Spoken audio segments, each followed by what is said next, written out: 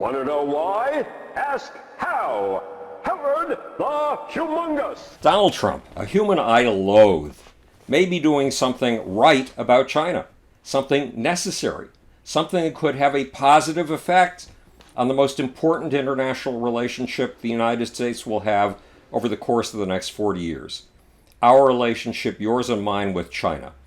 Trump has been in trade negotiations with China, or to put it more precisely, his trade negotiator, Robert Lighthizer, has been leading an American trade war and a series of trade negotiations with China since 2017.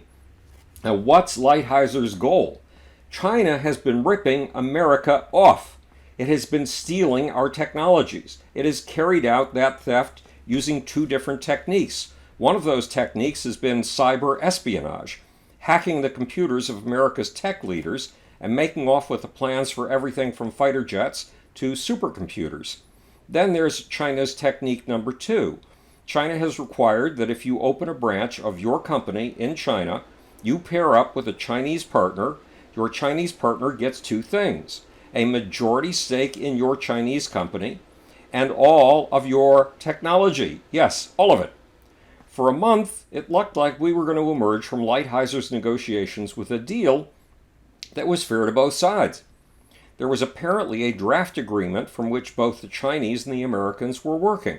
It looked like it might solve some of the thorniest problems in trade between China and the USA. Then, this week, according to Trump administration claims, the Chinese suddenly switched gears. At the last minute, the Chinese showed up with a new document that canceled out all the points the Americans had been negotiating for and which it appeared the Chinese were promising. And yes, all the points that it looked like the Chinese had agreed to were gone. The Chinese were apparently hoping that with last-minute pressure bearing down on the Americans, the folks from the good old USA would crumble. They would agree to just about anything. It didn't work.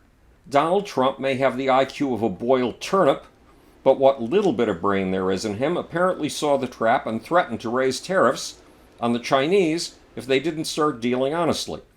In reality, those tariffs are taxes on you and me. You and I pay them when we pay the increased cost of goods from China. But those tariffs can slow down our purchase of Chinese goods considerably, which would definitely hurt the Chinese. China makes a lot of money from its export of goods to America. Approximately $481 billion a year, if my wobbly math is correct. That's close to $500 billion. So why did China pull the rug out from under the negotiations this week? Why did it make such a complete and total turnaround? One answer is this: America only accounts for 18% of China's exports. That is a tinier fraction than most of us would think, far tinier, which means that in a pinch the Chinese could make do without your cash and mine.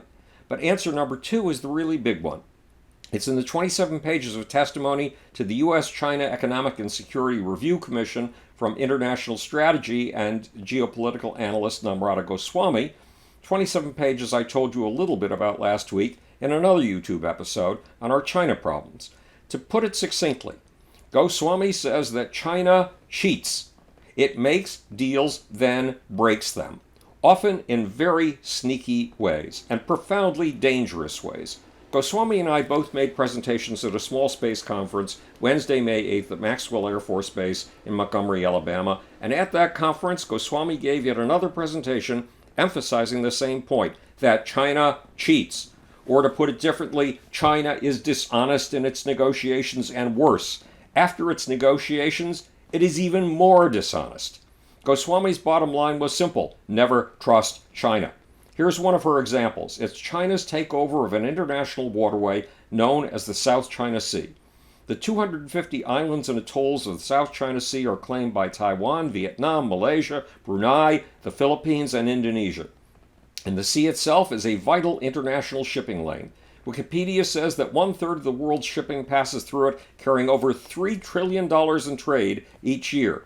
Explains Goswami, in 2002, a declaration on the conduct of the parties in the South China Sea was adopted by China and the Association of Southeast Asian Nations. Goswami explains that Article 5 of the Declaration states the parties undertake to exercise self-restraint in the conduct of activities that would complicate or escalate disputes and affect peace and stability, including, among others, refraining from action of inhabiting on the presently uninhabited islands, reefs, shoals, cays, and other features, and to handle their differences in a constructive manner. Keep one phrase in mind: refraining from action of inhabiting on the presently uninhabited islands, reefs, shoals, and cays. It will prove crucial to understanding just how creatively and outrageously China cheats. In May of 2017, as Goswami, China and the Association of Southeast Asian Nations made yet another deal. They agreed on a code of conduct in the South China Sea. Says Goswami, the draft code of conduct commits the parties to resolve crises peacefully and avoid placing offensive weapons in the South China Sea islands. That's pretty reassuring, isn't it? No offensive weapons in the South China Sea, and say the agreements, no one will make moves that might affect peace and stability. Great! How can you get an agreement better than that one? See what you can accomplish with diplomacy, not with force? Alas, diplomacy with the Chinese is often useless, dangerously useless. Just take a look at what the Chinese have done in the South China Sea since the first agreement in 2002. Instead of trying to take over existing islands, the Chinese have end-run the agreement with a profoundly devious maneuver. Remember, the agreements talk about existing islands. So the Chinese have created islands that never existed before. They have dredged up sand from the seafloor, layered it over existing subsurface corals, and used the sea scrapings, the sand and rock, to build entirely new islands, 7 of them. Then the Chinese have built landing strips and positioned military forces and weapons on those islands. As Goswami puts it, China has followed the agreements up with erecting buildings, harbors, and airstrips, deploying radar and surveillance, as well as stationing its troops. In addition, the Chinese have unleashed an armada of alleged fishing boats to swarm the South China Sea and lay practical claim to the fish, which are worth more millions than you can imagine, and more important, the waters of the sea. After roughly a dozen years of this activity, the Chinese went a step further. They claimed much of the South China Sea as their exclusive economic zone. They declared that they had the right to control the access of other nations' military vessels and aircraft to the territory.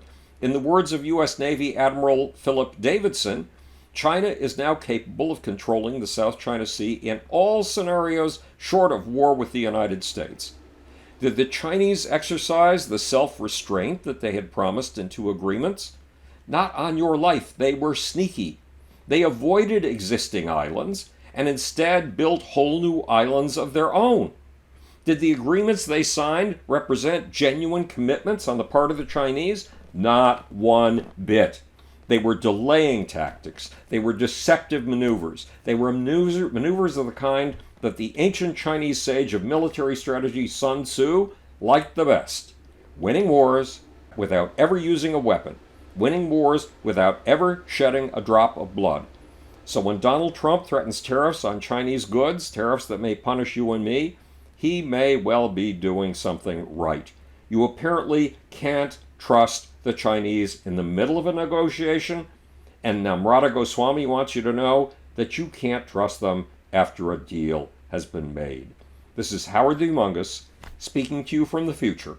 It's your job and my job to make. Or, want to know why? Ask how. And now, for that infamous, insidious, sleazy, slimy, sneaky Chinese little off button.